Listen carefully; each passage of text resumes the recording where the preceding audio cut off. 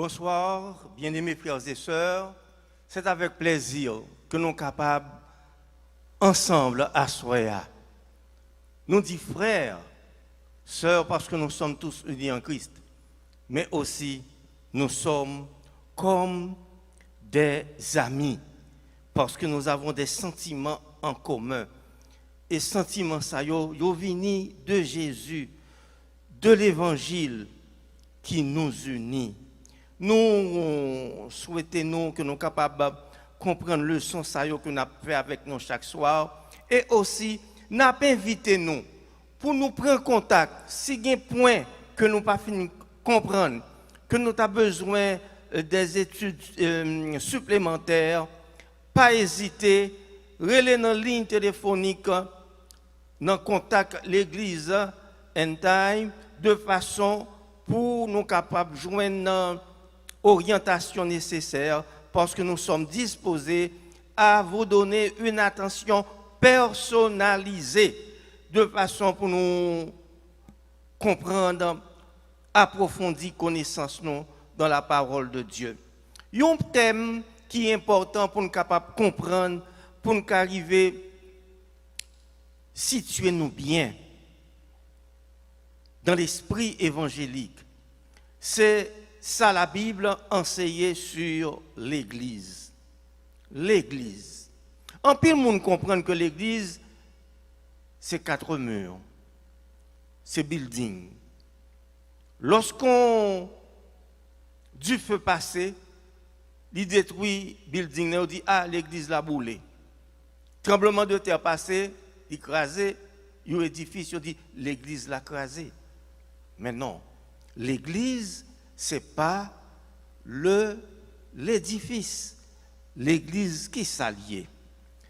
Faut nous dire qu'avant, peuple hébreu était réuni dans sa synagogue. C'est là où était réuni, ils ont étudié la Torah, les lois de Dieu, ils ont adoré bon Dieu.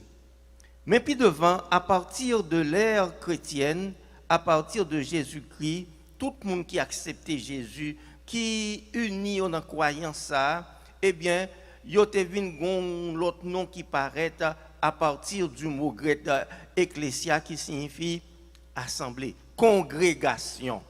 Donc, l'église, c'est un ensemble de monde qui unit par l'intermédiaire de Jésus, une croyance en commun que yo gagné. C'est ça, nous relais l'église. Et ça permet de nous différencier l'Église avec l'État. Dans l'État, où gagne un pile monde de différents credos, différentes croyances, différents concepts, etc., etc. Dans l'Église, pas de bagaille comme ça. C'est tout le monde qui a une croyance qui met tête ensemble. C'est ça, un églisier. Maintenant, nous voyons qu'il y a différentes églises. C'est alors qu'il est notre devoir pour nous capables de scruter les Écritures, pour nous connaître qui est-ce qui est véritable Église. Parce que chaque Église doit dire c'est même qui est véritable Église là. Un pasteur, un prédicateur, un évangéliste, ils font dans l'Église, ils disent c'est l'Église, pas maintenant qui est bon l'Église.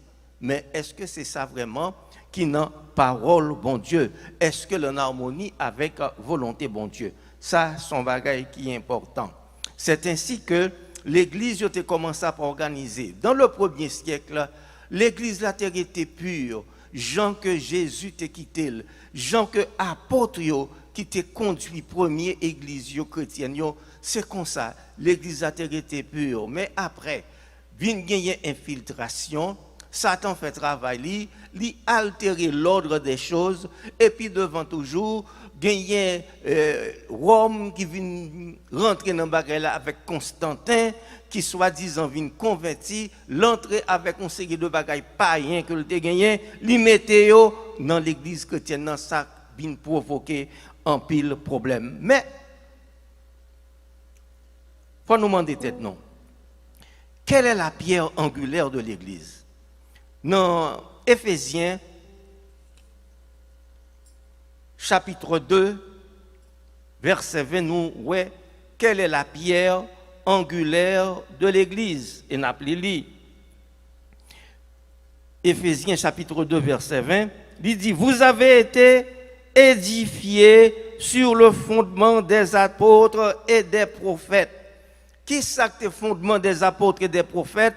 Jésus-Christ lui-même étant la pierre angulaire, l'évangile. C'est sur ça vous fondez, instruction, la parole de Dieu. Et Jésus-Christ lui-même, c'est la pierre angulaire.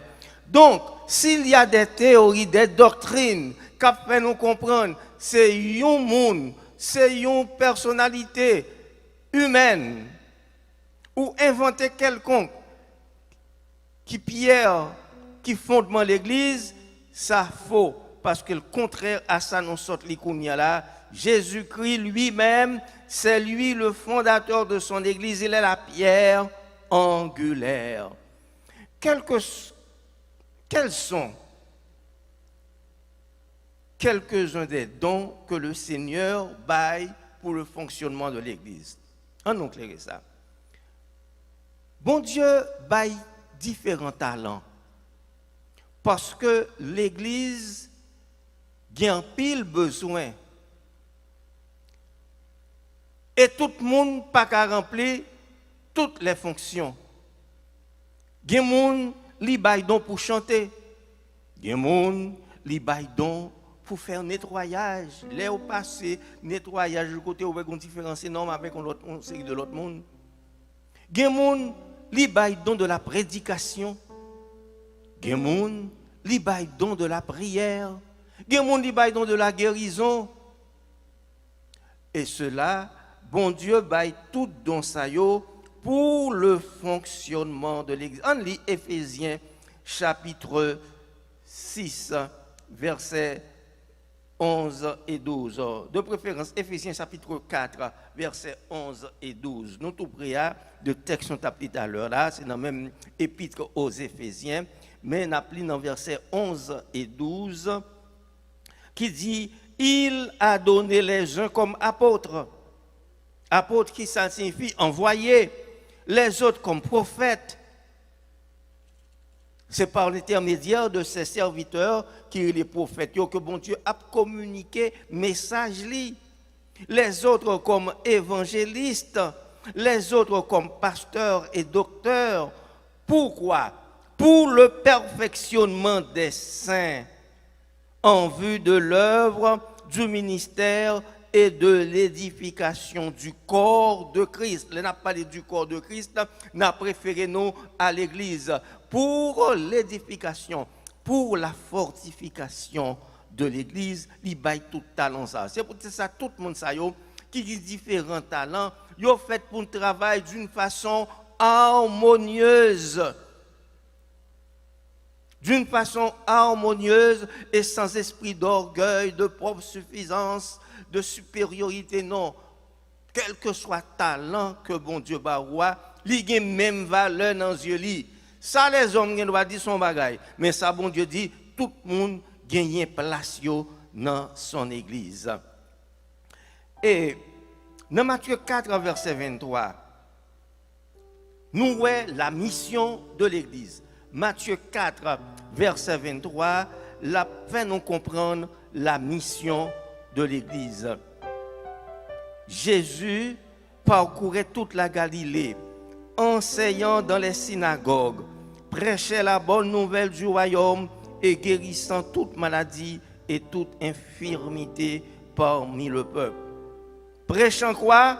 La bonne nouvelle du royaume. C'est la mission de l'Église. Prêcher l'évangile, faire connaître le salut, faire connaître que Jésus est notre sauveur, notre libérateur, notre rédempteur, qu'il veut nous délivrer, qu'il veut nous sauver. C'est là la mission de l'Église. Et nous devons parcourir le monde entier. Où que nous allions, nous devons faire connaître Jésus, Jésus crucifié. C'est la triple mission que nous voyons dans Matthieu 4, verset 23. Prêcher la bonne nouvelle du royaume, guérissant les malades. Et aussi, nous faisons pour demander bon Dieu, puissance li, pour qu'on mette puissance dans nous-mêmes, de façon pour nous capables d'accomplir mission ça, de prier, guérir les malades, chasser les démons, etc., etc. Comment l'Église doit-elle être dirigée? Comment l'Église fait pour diriger? Qui structure, en d'autres termes, minimum que l'Église fait pour gagner? Nous apprenons Actes chapitre 6, verset 41, Acte 6, verset 1 à 48. 1 à 4. 1 à 4. Merci.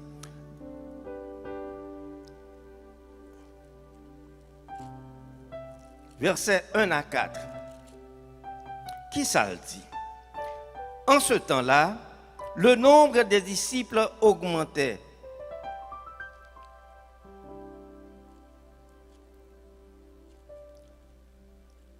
Les hellénistes murmurèrent contre les Hébreux parce que leurs veuves étaient négligées dans la distribution qui se faisait chaque jour. Les 12 convoquèrent la multitude des disciples et dirent: il n'est pas convenable que nous laissions la parole de Dieu pour servir aux tables. C'est pourquoi, frères, choisissez parmi vous 7 hommes de qui l'on rende un bon témoignage et qui soient pleins d'Esprit Saint et de sagesse, et que nous changerons de cet emploi. Et nous continuerons à nous appliquer à la prière et au mystère de la parole. Bien-aimés, ça nous est là, c'est que les convertis se multipliaient. Un grand nombre, nous songeons dans la chambre haute, 3000 personnes étaient convertis un grand jour, et c'est ainsi que l'évangile se répandait. Et les apôtres étaient jusqu'au cou avec travail. Donc, ils viennent rendre compte qu'il faut structurer un peu pour être capable de consacrer vraiment à la prédication. Donc, tes gon bagay te kon fait en pile, c'est l'œuvre, l'action, l'évangile par l'amour, par l'action sociale. Ils distribuent manger entre eux, des vêtements, ça pas gagner, ils joignent, pas de gagner égoïsme. Donc, le travail, ça, c'est ton travail immense. Ils disent, il faut que nous fassions quelque chose d'autre. C'est pourquoi, sous l'inspiration du Saint-Esprit, ils ont désigné 7 personnes que nous venons les anciens. Gens qui ont une bonne conduite, qui ont une bonne réputation, gens qui ont une piété, gens qui ont une piété, qui ont un respect pour bon Dieu. Ils ont choisi 7 personnes qui pour faire travail différentes tâches dans l'église et au même temps continuer dans l'œuvre de la prédication de l'évangile. C'est ainsi que nous gagnons structure ça que les anciens de l'église. Dans 1 Corinthiens 12 verset 25 à 27, nous avons une lumière qui dit: et Dieu a établi, afin qu'il n'y ait pas de division dans le corps, mais que les membres aient également soin les uns des autres. Qu'il n'y ait pas de division dans le corps, mais que les membres aient également soin les uns les autres. L'église, ce n'est pas un lieu, côté affaire port, c'est affaire port, affaire pam, c'est affaire pam. Non, l'église doit fonctionner comme un corps et que les uns doivent prendre soin des autres, contrairement à ce système social que nous avons vécu là-dedans, qui dit chaque coucou clairé pour Géo. Et si un membre souffre, tous les membres souffrent avec lui. Si un membre est honoré, tous les membres se réjouissent avec lui. Vous êtes le corps de Christ et vous êtes ses membres, chacun pour sa part. Donc, nous voyons que bon Dieu établit, inspiré tout un système, toute une structure pour le bon fonctionnement de l'Église. Qui exemple nous joignent dans l'Église? Quel exemple l'Église doit-elle suivre? Dans Jean chapitre 11, verset 15, n'après qui exemple? Jean 11, verset 15, que n'après qui monde qui bat nos exemples?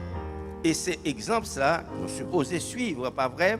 Jean 11, verset 15, il dit comme ça.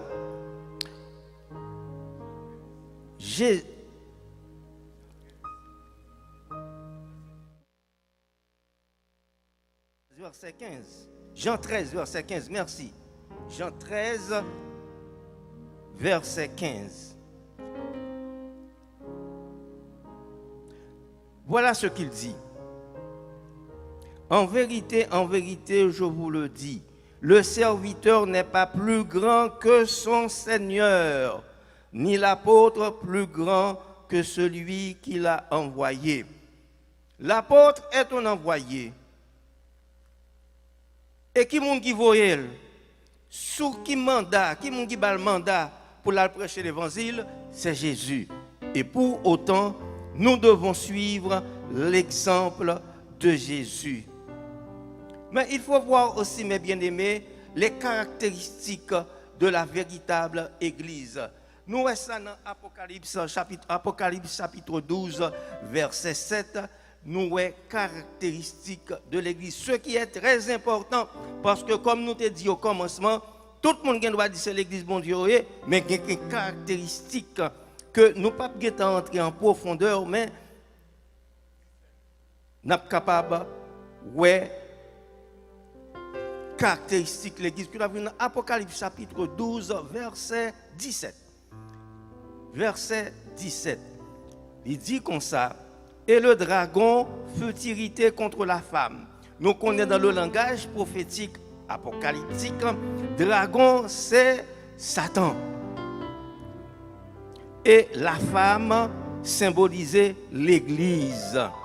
Le dragon fut irrité contre la femme et lui allait faire la guerre au reste de sa postérité, à ceux qui gardent, faites bien attention, à ceux qui gardent les commandements de Dieu et qui ont le témoignage de Jésus. Ceux qui gardent les commandements de Dieu. Donc, l'Église qui peut garder les commandements de bon Dieu, ce n'est pas l'Église bon Dieu qu'on y est. Jésus n'a-t-il pas dit, si vous m'aimez, gardez mes commandements. Donc, c'est une caractéristique essentielle, fondamentale d'observer les commandements de Dieu. C'est caractéristique véritable Église, bon Dieu. Dans Apocalypse chapitre 19, verset 10, il dit, un don particulier que l'Église a fait pour posséder. Apocalypse chapitre 19, verset 10. En effet, et je tombais à ses pieds pour l'adorer. Mais il me dit, qui m'a parlé là? C'est l'apôtre Jean qui était en vision. Côté un ange te paraît à lui-même, te venu porter un message. Lorsque Jean lui tombait, lui mettait la genou. Alors, qui s'est passé? L'ange l'a dit comme ça, garde-toi de le faire. Je suis ton compagnon de service et le compagnon de frères qui ont le témoignage de Jésus. Adore Dieu, car le témoignage de Jésus est l'esprit de prophétie. Voilà ce qui caractérise l'Église de Dieu, c'est l'esprit de prophétie. Mais bien petit bagaille qui est là qui est important, mes amis. Lorsque Jean l'ange là il vient pour le mettre à genoux, qui ça l'ange là dit? Attention, pas faire bagaille comme ça, car je suis ton compagnon de service. Oh mes bien-aimés, comment peut-on concevoir qu'il y a des humains qui élevait tête à certaines dignités, ou que Satan a certaines dignités, qu'a fait moun mettre à genoux devant eux. Et même nous voyons des pasteurs dans les églises évangéliques qui ont fait moun mettre à genoux devant eux. Et devant Jésus seulement, devant Dieu seulement, pour le mettre à genoux. L'ange l'a refusé, yon bagaille comme ça. Qui ça me pour me faire? Nous devons rejoindre, c'est notre responsabilité, avec toutes ces lumières, rejoindre la véritable Église. Et c'est ça qui a passé au premier jour, dans Acte 2, verset 41, nous voyons comment monde qui t'a recevoir l'appel de Dieu, qui t'a comprendre le message là, le Saint-Esprit t'a pénétré, yo t'a fait ça n'a pas li qu'on y a dans Acte 2 verset 41. Ceux qui acceptèrent sa parole furent baptisés et en ce jour-là, le nombre des disciples s'augmenta d'environ 3000. Alléluia. Environ 3 millions de jours, ils acceptèrent la parole et furent baptisés. Le Saint-Esprit est pénétré en eux-mêmes. Li ouvert géo, li ouenan qui erreur yote. Même parmi ceux qui avaient crucifié, qui t'a les crucifiez-le, gagné dans yo, qui te vient accepter Jésus un peu plus tard. Donc, ou même, qui sous réseau ça, Jésus a pas la voix, la dou, choisissez la véritable Église. Donc, demeurez fidèles et fermes. De Pierre 1, verset 10 à 12, qui dit, une fois qu'on recevra l'appel de Dieu, ou accepter Jésus comme sauveur, ou restez ferme, restez fidèle. Dans 2 Pierre 1, verset 10 et 12, il dit comme ça. C'est pourquoi, frères, appliquez-vous d'autant plus à affermir votre vocation et votre élection. Car lorsque nous faisons ça, nous pas broncher, nous pas trembler, nous pas faucher de route. C'est ainsi, en effet, que l'entrée dans le royaume éternel de notre Seigneur et Sauveur Jésus-Christ vous sera pleinement accordée. C'est ainsi que l'entrée dans le royaume céleste là, n'a pas capable de gagner possibilité pour nous joindre. Comment? En nous appliquant à affermir notre vocation et notre élection. La grande question qui se pose, comment pouvons-nous affermir notre vocation et notre élection? C'est en étudiant la parole de Dieu, en nous humiliant chaque jour devant lui, en acceptant que nous sommes des pécheurs, que seul lui peut nous donner le salut, seul lui peut nous accorder le salut, en le choisissant et en rejetant aussi Satan, toute forme d'idolâtrie, et nous consacrant à Dieu, à son Église et à son service. Que bon Dieu bénisse nous.